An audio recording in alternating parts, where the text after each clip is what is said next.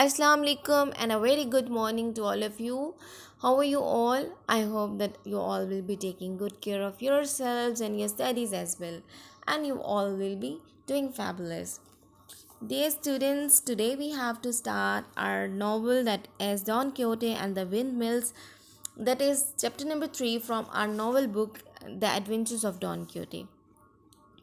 Sixth class, kindly all of you open the page number 25 so that we may start our today's topic. So, as you all know that Don Quixote had earned his knighthood at the inn. An innkeeper has said that Don Quixote had earned his knighthood, so the Don Quixote was so happy. As he rode away from the inn, Don Quixote thought about what the innkeeper had said, and he decided that he would return home to fetch some money and some clean shirts. He was not far from La Mancha when he saw riding towards him a number of silk merchants who were accompanied by their servants and mule drivers. So Don Quixote thought, a new adventure, and so soon. He was so rejoiced, and he said, Fortune is smiling on me. As the merchants came near, he blocked their way, pointed his spear at them, and cried out, no man shall pass until he has said that there is no fairer lady in the land than my Dulcinea of Toboso. The leader of the company reined in horse and stared at the knight in astonishment. You may be right, but as none of us has ever seen the lady, how can we possibly agree with you? Don Quixote cried, do you doubt my words then? Instantly he dug his purse into Rosinante and made a rush at the merchants. Fortunately, at that moment, Rosinante stumbled and fell, throwing the knout to the ground before he could do any damage. The merchants went on their way, leaving Don Quixote laying in the middle of the road. He tried to get up, but found that he could not move in his heavy, rushy armor. He lay there until he was found by a miller who had happened to be passing by on his way from the mill with a sack of flour. The miller got off his donkey and ran to his assistant. He asked what happened to Don Quixote. He took off Don Quixote's armor and tied it onto Rosinante. Then he helped the knight to climb on to his donkey. He led him home to his niece and housekeeper who had been worried about him. They rejoiced at his return. Don Quixote would not stay at home for more than a day or two. He was too restless to live the peaceful life of the villagers of La Mancha. He was determined to go in search of the adventures, but this time he would take a squire with him, as the innkeeper had advised. But who would come with him as a squire? Don Quixote thought about this for some time, and then he decided to ask a poor farm laborer who lived nearby. He was an honest, fat, and jolly man whose name was Sancho Panza. He went to Sancho Panza and asked, if you will come with me, friend Sancho, I will see that you do not lose by it. We might even conquer an island one day, and then I shall make you king. Sancho thought about it, and in the end, he promised to be the Don Quixote's squire when he went in search of adventure. I shall have to ride my donkey because I haven't got a horse, he said. This did not please the knight, who had never read of any knight who had been accompanied by his squire on a donkey. But he thought that perhaps it would not matter. He gave Sancho some money and several clean shirts to pack in the donkey's saddle bags. Then one dark night they set out secretly. They traveled for some hours in silence, each busy with his own thoughts. Then Sancho said, if I am going to be king of this island, my wife will be queen, I suppose. Of course, said Don Quixote, but you wouldn't mind that, will you? Sancho replied, I don't know, but my wife is a good housewife, but she wouldn't make a good queen, I'm afraid.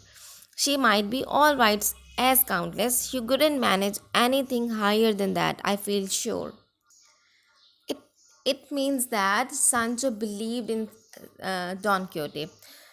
Then Don Quixote replied, we will consider that problem when the time comes. Don Quixote said, and they continued on their way in silence. They rode all through the night, and at daylight they reached the top of a hill from which they could see far below them some 30 or 40 windmills.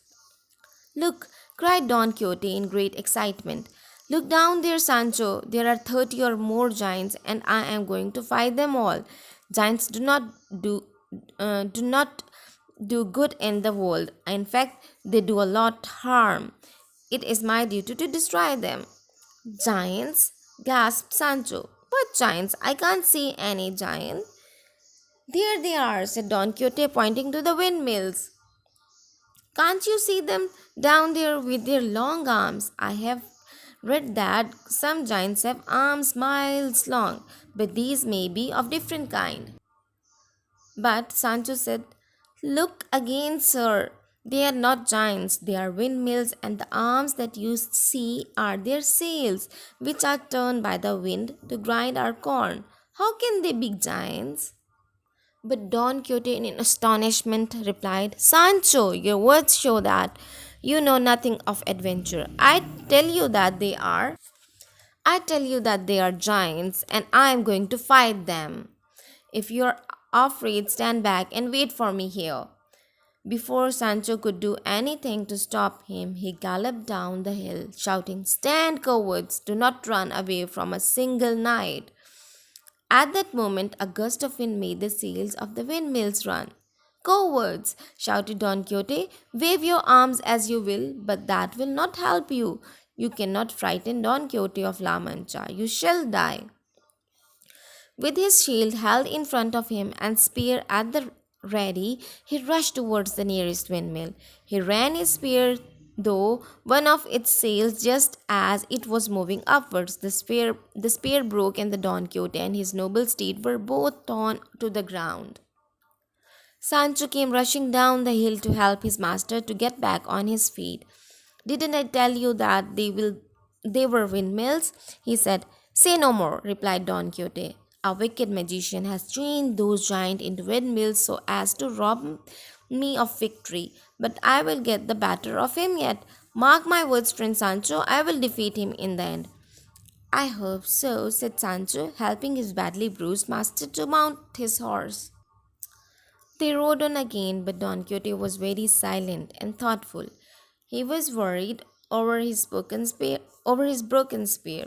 He had to have a spear, and he was thinking what he could do to get a new one. At last he said to his faithful squire, I once read a story about a Spanish knight who broke his sword in a fight. Do you know what he did? He pulled up an oak tree by its roots and used that for a sword. He did wonderful deeds with it. I shall pull up the oak tree that we come to, and you shall see what great deeds I shall perform with it. By this time it was almost dark, and when they reached a sheltered spot, Don Quixote decided to spend the night there. He made himself a new spear, not by the pulling an oak tree, but by its roots, for even he saw that was impossible by breaking off a branch and fixing the point of his broken spear on it. He neither ate nor slept that night because he had read that a knight must spend the night in thinking of his own fair lady. As for Sancho, he ate an enormous supper and slept like a log until the rising sun woke him up. So this was the story of Don Quixote and the windmills. Dear students, you have to read this story twice so that you may better understand and you may improve your reading skills. Okay, then we will do the back exercise of this story that is given on page number 33.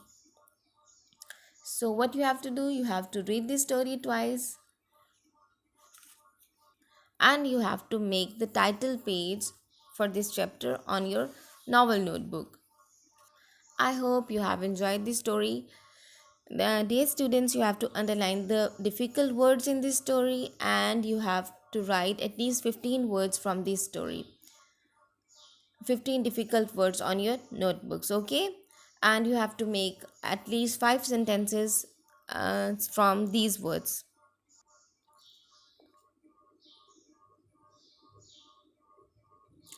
And don't forget to share your feedback. I'm waiting for your feedback. You have to send the pictures of your title pages that you will make on your notebooks, and you have to send the 15 difficult words that you will write on your notebooks, and you have to mm, and you have